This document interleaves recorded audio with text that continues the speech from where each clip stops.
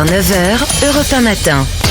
L'édito politique tous les jours à 8h-10 avec Le Figaro. Bonjour Judith Ventraume. Bonjour Jacques, bonjour Omeline. Judith, la crise de Ceuta incite les candidats à la présidentielle à durcir leurs propositions sur l'immigration.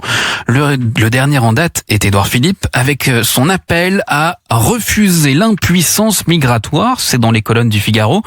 Les électeurs risquent d'avoir du mal à faire le tri, non ?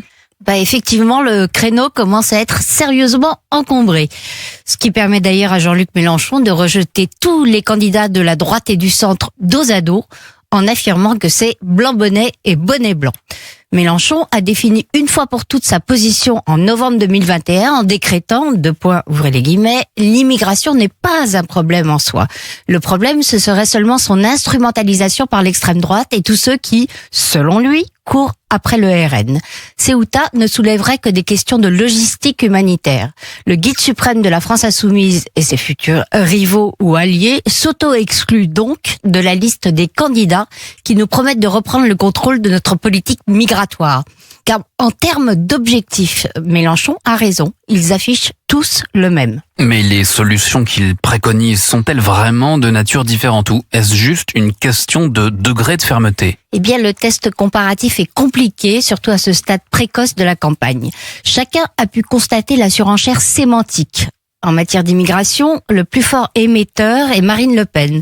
Le discours de Sarah Knafo n'a rien à lui envier du point de vue de la fermeté, mais le Rassemblement national pèse plus lourd et depuis beaucoup plus longtemps dans le débat public que Reconquête, donc il est plus audible. Les autres doivent se faire entendre avec des propositions qu'ils définissent eux-mêmes comme plus modérées ou plus réalistes que celles du RN et du parti d'Éric Zemmour. C'est un premier handicap. Le second, et sans doute le plus difficile à surmonter pour eux, c'est qu'ils ont déjà tous exercé le pouvoir. Ils sont donc obligés d'en rajouter dans la rhétorique guerrière. Par exemple, Judith ? Édouard Philippe veut instaurer un rapport de force et lutter contre le chantage migratoire. De la part du Premier ministre, qui a fait de l'immigration estudiantine la première filière d'immigration légale avec son plan Bienvenue en France, c'est un vocabulaire inédit. Même si, comme il le rappelle, Édouard Philippe a plaidé dès 2023 pour la remise en cause de nos accords avec l'Algérie, 3 ans tout de même après avoir quitté Matignon. Gabriel Attal, lui, a durci le ton chez vous en avril, en regrettant qu'on ne choisisse pas notre immigration et en souhaitant instaurer une préférence travail qui évoque irrésistiblement la préférence nationale chère au FN, devenue priorité nationale au RN.